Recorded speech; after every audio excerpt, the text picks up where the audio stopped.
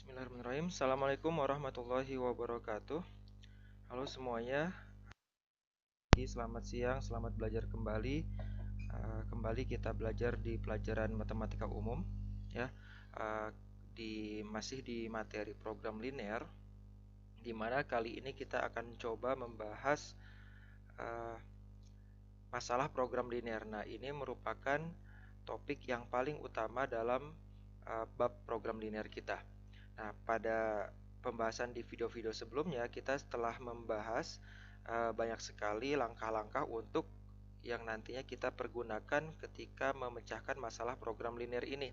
Nah, kita sudah membahas tentang bagaimana bagaimana menggambarkan daerah himpunan penyelesaian, bagaimana mencari titik-titik pojok, bagaimana memodelkan secara matematis, kemudian bagaimana menentukan nilai optimum dari suatu fungsi tujuan. Nah, sekarang itu semua kita akan pergunakan di sini ketika kita mencari atau memecahkan masalah dari program linear. Baik, tanpa berpanjang lebar lagi, kita akan coba lihat pada contoh pertama. Di sini ada soal cerita. Ada soal cerita yang sebenarnya merupakan kelanjutan dari soal pembahasan pada video sebelumnya yang mana kita disuruh memodelkan secara matematis. Tapi kali ini sudah merupakan versi komplit dari soal permasalahan program linear. Kita baca kembali soalnya.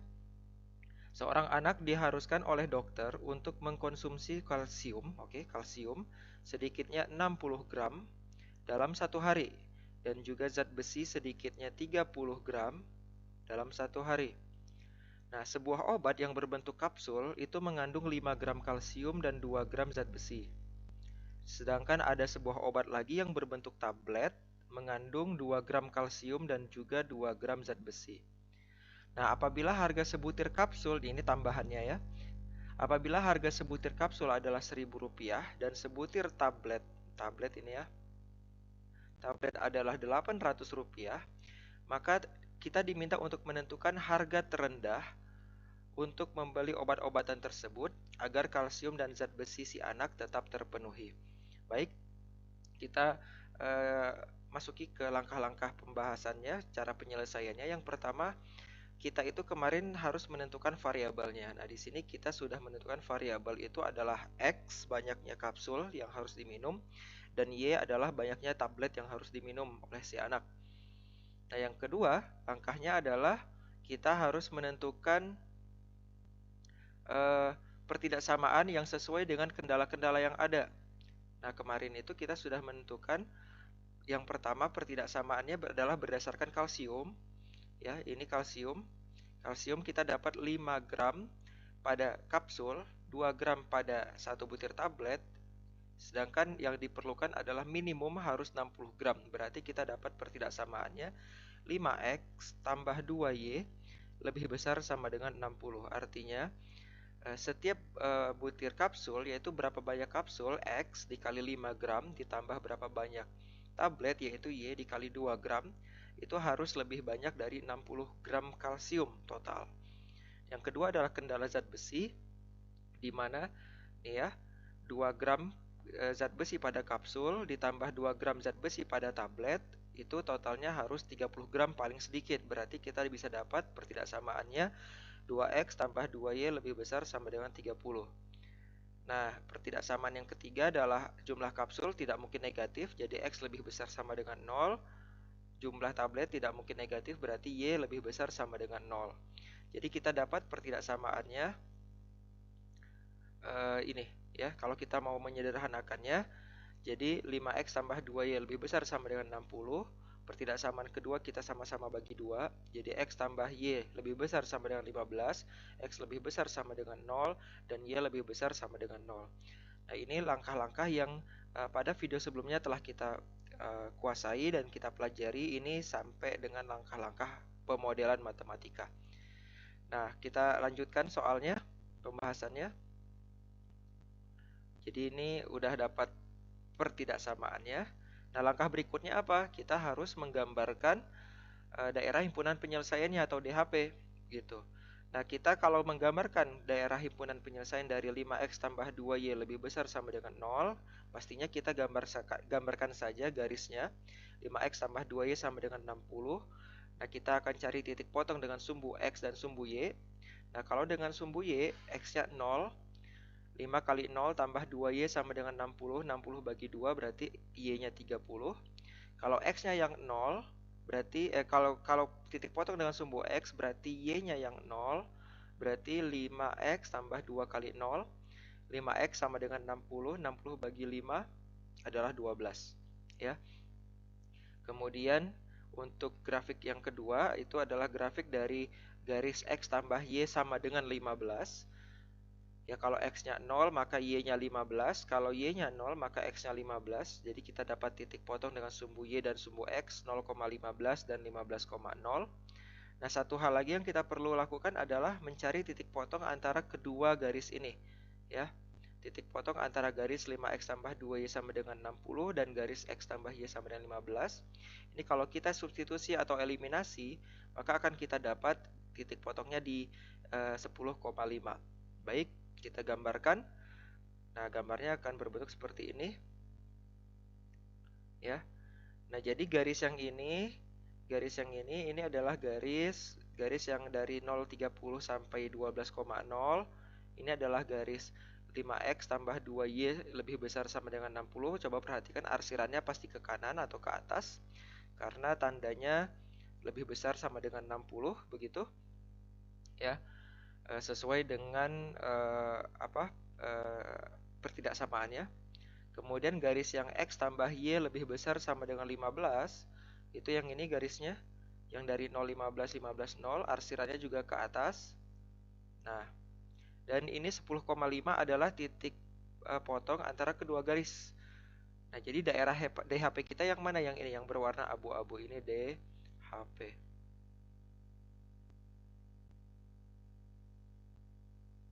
Oke, langkah selanjutnya apa? Kita harus menentukan titik-titik pojok. Nah, langkah keempat ya. Titik-titik pojok yang mana? Yang ini, yang udah dimerah-merahkan. Titik pojok dari DHP kita. Karena DHP kita areanya berwarna abu-abu, maka titik pojoknya yang ini. 15,0, 10,5, 0,30. Ya, 0,30, 10,5, 15,0. Nah, langkah selanjutnya apa? Langkah selanjutnya adalah coba kita baca langkah selanjutnya. Ya, kita harus menentukan, nah ini dia, fungsi tujuan. Fungsi tujuan, dan kita harus mensubstitusikan titik-titik pojok tadi ke dalam fungsi tujuan itu. Nah, fungsi tujuan kita ini terkandung pada soal di kalimat yang terakhir. Apabila harga sebutir kapsul adalah Rp1.000 dan sebutir tablet adalah Rp800, tentukanlah harga terendah untuk membeli obat-obatan tersebut agar kalsium dan zat besi si anak tetap terpenuhi. Nah, ingat kapsul itu adalah X, banyaknya kapsul, berarti kita kali 1000. Terus tablet itu adalah Y, banyaknya tablet adalah Y kali 800. Nah, inilah fungsi tujuan kita. Kenapa? Karena fungsi tujuan kita adalah ingin mengetahui harga untuk membeli kapsul dan tablet. Nah, kan bisa saja kita misalnya membeli di sini 0,30 artinya 0 kapsul, 30 tablet, atau bisa saja kita membeli sesuai titik-titik pojok ya. 10,5 artinya 10 kapsul dan 5 tablet. Bisa juga kita membeli 15 kapsul, 0 tablet. Bisa juga nggak membeli 10 kapsul, 10 tablet? Boleh, tapi itu kebanyakan dan masih ada yang lebih murah ya. Nah, kita masukkan sekarang titik-titik pojok kita ke dalam fungsi tujuannya. Kita gunakan tabel lebih gampang. Nah, fungsi tujuannya 1000x tambah 800y. Jadi untuk titik pojok 0,30, 1000 kali 0 tambah 800 kali 30, 24.000. Titik pojok 10,5 itu 1000 kali 10 tambah 800 kali 5 itu 14.000 ya. 10.000 tambah 4.000, 14.000. Terus kalau 15,0 artinya 15 kapsul 0 tablet. 1000 kali 15, 15.000 tambah 800 kali 0 tablet ya tetap 15.000. Nah, coba kita perhatikan dari angka 24.000, 14.000, 15.000 mana yang lebih murah? Yaitu 14.000. Nah, inilah jawaban kita ya. Harga terendah Untuk membeli kapsul ataupun tablet, yang penting gizi anak tersebut yang berupa kalsium dan zat besi tetap terpenuhi adalah cukup membeli seharga 14.000, yaitu apa yang kita beli 10 kapsul dan 5 tablet ya. Dari mana 10 kapsul dan 5 tablet? Dari titik pojok 10,5 ini. Begitu. Nah, ini jawaban dari masalah program linear yang pertama ya, contoh 1. Semoga bisa dipahami. Kita lanjutkan lagi ke contoh yang kedua. Nah, ini terkait lahan parkir ya. Kita baca sama-sama. Suatu lahan seluas 420 meter persegi akan dijadikan tempat parkir mobil dan bus. Nah, sebuah mobil katanya memerlukan lahan rata-rata 6 meter persegi, sedangkan sebuah bus memerlukan rata-rata 24 meter persegi. Lahan parkir itu direncanakan hanya menampung maksimum 25 buah kendaraan di waktu yang sama. Nah, ini sampai di sini kita sudah mengerjakannya pada video sebelumnya tentang pemodelan matematika. Lalu ada kelanjutan. Harga sewa parkir direncanakan Rp3.000 per jam untuk mobil dan Rp5.000 per jam untuk bus. Nah, pertanyaannya berapa banyak mobil dan bus yang dapat diberikan tempat di lahan parkir ini agar bisa mendapatkan keuntungan yang maksimum. Baik, pada langkah-langkah pertama kita pada video sebelumnya sudah mengerjakannya, pemodelan matematikanya kita gunakan X itu banyaknya mobil, Y itu banyaknya bus, terus kendala-kendalanya itu di sini kita tidak pakai tabel, kita langsung dapat kendala lahan yang pertama ya, 6 kali X artinya berapa banyak mobil kali 6 meter persegi tambah berapa banyak bus yaitu Y kali 24 meter persegi, pokoknya harus lebih kecil sama dengan 420 meter persegi karena ini merupakan maksimum lahan yang tersedia.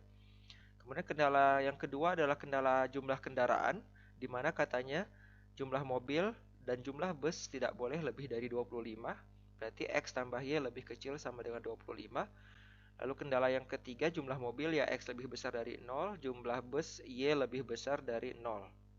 Sama dengan, ya tidak mungkin negatif. Oke, jadi sesuai dari kendala-kendala yang ini kita dapat pertidaksamaan sebagai berikut.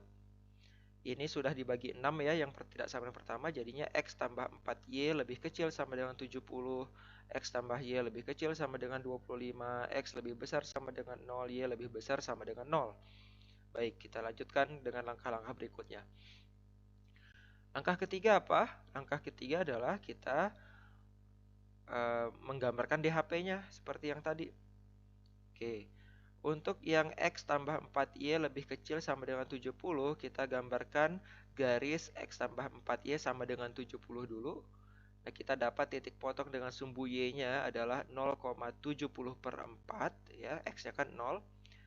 Dan Y-nya 70, dan sumbu X-nya 70,0 karena Y-nya 0. Lalu untuk garis X tambah Y sama dengan 25, kita dapat 0,25 dan 25,0.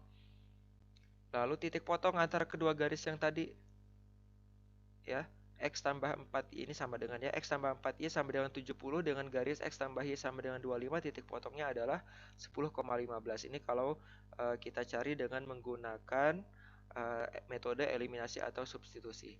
Baik, gimana gambarnya? Gambarnya berbentuk seperti ini. Nah, karena pertidaksamaan kita itu tadi lebih kecil dari ya, maka arsirannya itu mengarah ke bawah.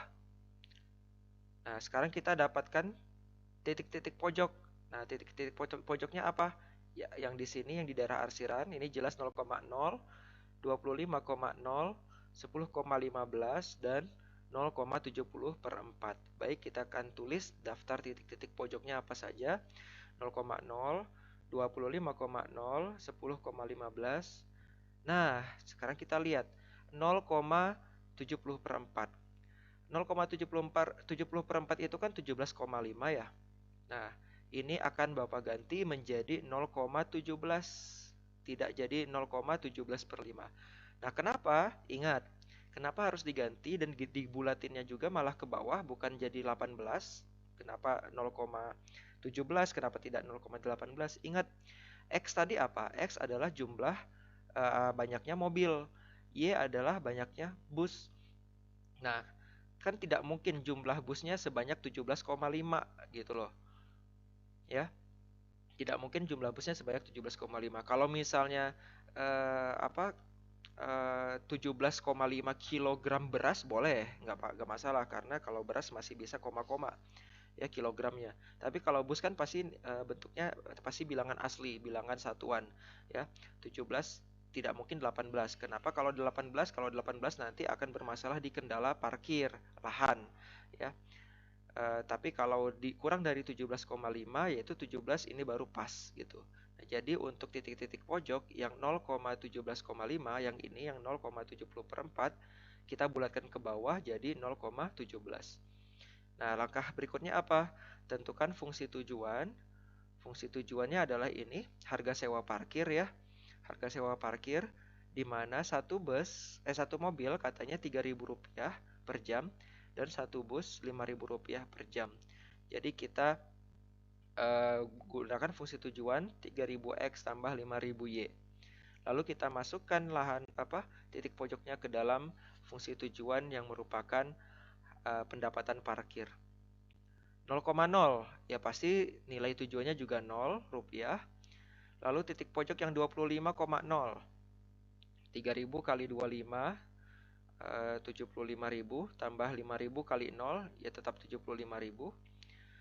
Lalu untuk titik pojok 10,15 3.000 kali 10 30.000 tambah 5.000 kali 15 75.000 75.000 tambah 30.000 105.000. Oke, 105.000. Lalu 0,17 berarti 3.000 kali 0 tambah 5.000 kali 17 itu 85.000. 85.000. Nah, sekarang perhatikan mana berdasarkan soal pertanyaannya adalah berapa banyak mobil dan bus yang dapat diberikan tempat di lahan parkir ini agar bisa mendapatkan keuntungan maksimum. Ini kita asumsikan apabila tidak ada kendaraan yang masuk atau keluar selama 1 jam itu. Jadi fix sudah full selama 1 jam tersebut. Maka jawaban kita adalah mana yang paling banyak ini? 105.000. Pertanyaannya berapa banyak mobil dan bus? Berarti jawaban kita bukan 105.000, tapi 10,15. Nah ini artinya pendapatan parkir maksimum diperoleh jika kita menyediakan lahan untuk parkir sebanyak 10 mobil dan 15 bus. 10x tambah 15 Y gitu. Ya, X-nya 10, Y-nya 15. 10,15. Begitu. Jadi kalau kita menyediakan lahan parkir cuma 25 mobil saja, maka keuntungan kita cuma 75.000. Kalau kita menyediakan hanya 17 bus saja, maka keuntungan kita 85.000. Tapi kalau kita menyediakan lahan parkir untuk 10 mobil dan 15 bus, maka kita akan dapat harga keuntungan parkir Rp105.000. Gitu. Baik, untuk dua contoh soal ini semoga bisa dipahami. Bedanya apa? Kalau tadi contoh 1 daerah himpunan penyelesaiannya itu ke atas sehingga yang ditanyakan adalah berapa harga terendah yang perlu dibeli untuk beli obat tadi ya, yang minimum. Sedangkan kalau harga tertinggi, kalau di contoh 2 ini kebetulan DHP-nya itu arsiran di bawah, ini DHP ya, sehingga wajar kalau yang ditanyakan adalah berapa keuntungan yang maksimum, harga yang maksimum begitu. Nah, untuk contoh ketiga, silakan mungkin kalian bisa mengerjakan sendiri dan coret-coret sendiri. Soalnya begini, seorang pengusaha toko baju akan membuat 2 jenis baju. Baju jenis A memerlukan 1 meter kain polos dan juga 1,5 meter kain bergaris. Sedangkan baju jenis B memerlukan 2 meter kain polos dan 1 meter kain bergaris. Nah, sedangkan persediaan kain polos saat ini adalah 60 meter dan kain bergaris adalah 30 meter. Laba penjualan dari setiap jenis baju, baik baju A maupun baju B, adalah Rp300.000. Nah, agar mendapatkan keuntungan yang maksimum, berapa banyak baju jenis A dan baju jenis B yang harus dibuat oleh pengusaha toko baju tersebut? Silakan dikerjakan dengan cara-cara yang tadi, dengan langkah-langkah yang sama seperti tadi, mulai dari menentukan variabel, memodelkan matematika, menggambarkan DHP-nya, menentukan titik pojok, dan memasukkan titik pojok ke dalam fungsi tujuan sehingga kita dapat jawabannya. Terima kasih atas perhatiannya. Sampai di sini dulu video tentang permasalahan program linear. Sampai ketemu lagi di pembahasan selanjutnya. Bapak akhiri dengan Assalamualaikum warahmatullahi wabarakatuh.